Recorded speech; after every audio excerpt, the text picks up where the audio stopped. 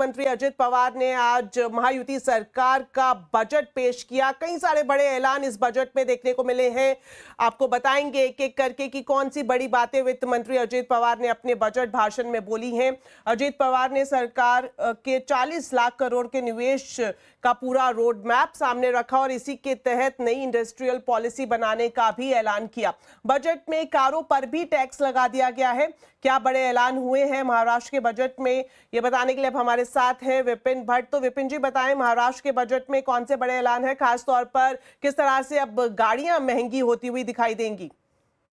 जी हाँ, एक राज्य सरकार का बजट है तो कई तरह के ऐलान इसमें भी हैं और कुछ ऐलान जो सीधे कंज्यूमर्स से जुड़े हुए हैं। उसमें सबसे पहला ऐलान जो कि सीएनजी एलएनजी कार्स और ईवी पर आ रहा है, एक एक करके आपको बताते हैं कि क्या बजट में कहा गया। देखिए, सीएनजी और एलएनजी कार्स पर अब 1% ज़्यादा टैक्स देना होगा, तो सीएनजी और एलएनजी कार्स अब महंगी होने जा रही है महाराष्ट्र के अंदर। इसके अलावा ईवीज, लेकिन कौन सी ईवी जो 30 लाख रुपए से ऊपर की कीमत है उन पर 6% टैक्स लगेगा।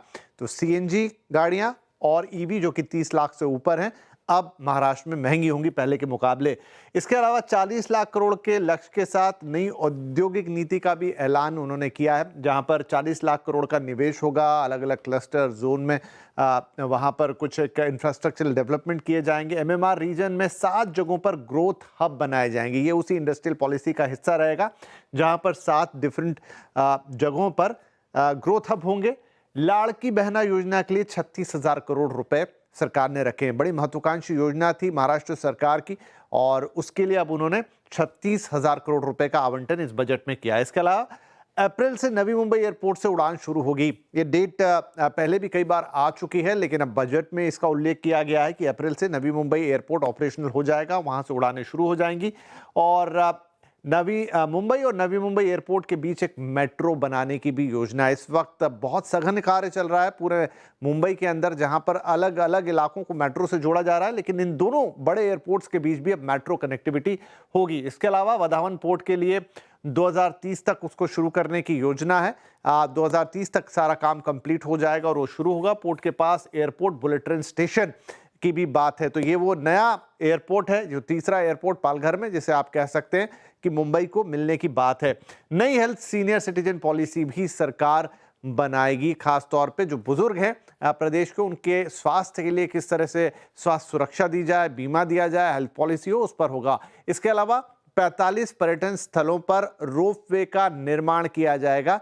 ये भी अजीत पवार ने अपने बजट में ऐलान किया है। इसके अलावा कई और छोटे बड़े ऐलान भी इसके अंदर है। इंफ्रास्ट्रक्चर पर एक बड़ा पुश है डेफिनेटली महाराष्ट्र सरकार की तरफ से। आने वाले खबरों में हम आपको उसके बारे में और डिटेल से बताएंगे। लेकिन जहां तक कंज्यूमर की बात थी, तो अब सीएनजी एलएनजी कारें 1% तक महंगी होंगी और 30 लाख से ऊपर वाली ईवी पर अब 6% अतिरिक्त टैक्स महाराष्ट्र के अंदर लगेगा।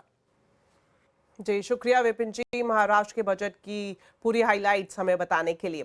चलिए बढ़ते हैं आगे और बात करते हैं बजट सत्र की, जिसका दूसरा चरण आज से शुरू हो गया, लेकिन पहला ही दिन काफी हंगामेदार देखने को मिला। क्या कुछ इसकी वजह रही, विपक्ष ने क्या मुद्दा उठाया, अब आपको बताते हैं। विपक्ष ने खास तौर पर जो मुद्दा उठाया उसमें इस बात को सामने रखा, इस चीज का विरोध किया कि कहीं ना कहीं सरकार हिंदी थोप रही है और वोटर लिस्ट में भी छेड़छाड़ का मुद्दा आज विपक्ष की तरफ से उठाया गया। विपक्ष ने हंगामा किया, लेकिन इस बीच सरकार ने चालू कारोबारी साल में 51,462 करोड़ अतिरिक्त खर्च की मंजूरी संसद से मांगी है। तो इस खबर पर अब पूरी डिटेल्स लेते हैं। हमारे वरिष्ठ सहयोगी लक्ष्मण रॉय हमारे साथ जुड़ गए हैं। तो लक्ष्मण जी, आपसे जानना चाहेंगे कि विपक्ष ने कौन से मुद्दे उठाए जिस पर हमने हंगामा होता हुआ दिखाई दिया, क्या पूरी जानकारी है, और साथ ही साथ जो अतिरिक्त खर्च की मंजूरी मांगी है उसके बारे में भी जानकारी दें। जी बिल्कुल, दरअसल संसद के बजट सत्र का दूसरा चरण जैसे शुरू हुआ, उससे पहले ही माहौल बन गया था कि ये भी दूसरा चरण भी काफ़ी ज़्यादा हंगामेदार रहने वाला है। हुआ भी वही। जैसे ही लोकसभा राज्यसभा की कार्रवाई शुरू हुई, विपक्षी सदस्य जो है वो हंगामा करना शुरू कर दिए। लोकसभा में खास तौर से मुद्दा उठा दक्षिण कि राज्यों में खासतौर से डीएमके ने मुद्दा उठाया तमिलनाडु में हिंदी थोपने को लेकर के, पीएम श्री योजना के तहत फंड का आवंटन नहीं करने को लेकर के, उसमें कटौती करने को लेकर के। हालांकि इस पर शिक्षा मंत्री धर्मेंद्र प्रधान ने साफ तौर से कहा कि दरअसल तमिलनाडु की सरकार तमिलनाडु के भविष्य के साथ खिलवाड़ कर रही है। जैसे ये बयान यहाँ पे दिया, पूरा सदन में काफ़ी ज़्यादा हंगामा शुरू हो गया, वेल तक पहुँच गए विपक्षी सांसद और फिर सदन की कार्रवाई कुछ देर के लिए स्थगित करनी पड़ी। यही हाल कमोबेश नज़ारा आपको देखने को मिला राज्यसभा में। और यहाँ पे हंगामे के दौरान जो एक और मुद्दा उठा वो था वोटर लिस्ट के साथ छेड़छाड़ करने का मुद्दा टीएमसी के नेताओं ने यहाँ पे उठाया। लेकिन दोपहर बाद संसद की कार्रवाई शुरू हुई, चूंकि लोकसभा स्पीकर और उधर राज्यसभा के उपाध्यक्ष ने साफ तौर से हिदायत दी कि हंगामा ना करें वरना कार्रवाई करनी पड़ सकती है। लिहाजा बातचीत के बाद ये हुआ कि सदन की कार्रवाई चलती रहेगी। दोपहर बाद सदन की कार्रवाई शुरू हुई। सदन की कार्रवाई शुरू हुई तो वित्त मंत्री निर्मला सीतारमण ने चालू कारोबारी साल के लिए सप्लीमेंट्री डिमांड फॉर ग्रांट पेश किया, करीब 56,000 करोड़ रुपए का। यानी अलग अलग मदों में पहले से जो तय की गई थी रकम, उससे ज्यादा रकम खर्च करने की जरूरत है। तो कितनी रकम खर्च करने की जरूरत है, इसके लिए संसद से मंजूरी यहां पर लेने के लिए प्रस्ताव रखा है। लेकिन इस पूरे बचे हुए जो बजट सत्र का दूसरा हिस्सा है, जिसमें 4 अप्रैल तक चलना है, तो जो अब तक संकेत मिल रहे हैं कि यहाँ पे हंगामेदार रहेगा। लेकिन समय समय पर सरकार की पूरी कोशिश होगी सप्लीमेंट्री डिमांड फॉर ग्रांट को पास करा लिया जाए, फाइनेंस बिल को पास करा लिया जाए, जो महत्वपूर्ण विधेयक है उनको पास करा लिया जाए और फिर सदन के दूसरे चरण का संपन्न इसी तरीके से होगा 4 अप्रैल तक। जी शुक्रिया लक्ष्मण जी इस पूरी जानकारी के लिए। वहीं आपको बता दें, संसद में हिंदी के मसले पर गर्मा गर्मी भी देखने को मिली। डीएमके सांसद कनिमोझी और शिक्षा मंत्री धर्मेंद्र प्रधान में बहस भी हुई। हालांकि बाद में धर्मेंद्र प्रधान ने कनिमोझी से माफी मांगी, लेकिन उन्होंने फिर कहा कि डीएमके ने पहले जो एजुकेशन पॉलिसी है उस पर अपनी सहमति दी थी, लेकिन बाद में डीएमके ने यू टर्न ले लिया। Rightly, Kanimoji took lead and invite the Education Minister of Tamil Nadu with a good spirit. Let something should come out.